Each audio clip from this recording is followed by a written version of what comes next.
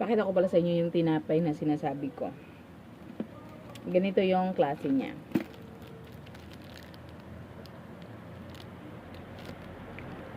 Kanina, ang binili ko nito ay 6 na piraso. Kaso, kakalagay ko lang nito. Meron nang bumili ng 5. Snacks daw nila. Mga estudyante siya. Plus ito, bayan. Binili ko siya ng 5. Tapos binenta ko siya ng 7. Ito din. Parang asukal. Medyo asukal yung mga ganun niya. Tapos ito. Konti lang yung binili ko. Meron kasi ditong nagtatanong ng tinapay. Wala akong tindang tinapay. So kanina,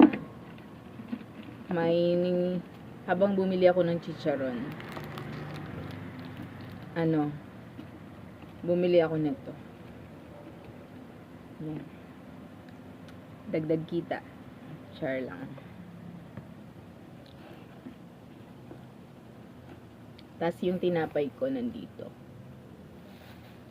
Tatago ko na lang ito. Hindi ko na ilagay kasi baka may bibili. So ibabalik ko na naman yung medyo puno ta kanina kasi ibalik ko na naman yung nakalagay ko.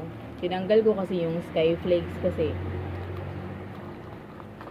di-display ko yung tapos ibalik ko siya uli kasi nabenta na yung 5. Kumita na tayo yung 10 pesos. So yun.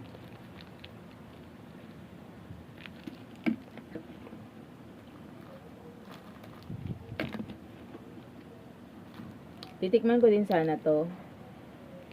Burikat to eh. Pero hindi ko alam kung ano patawag nito sa tagaan dito.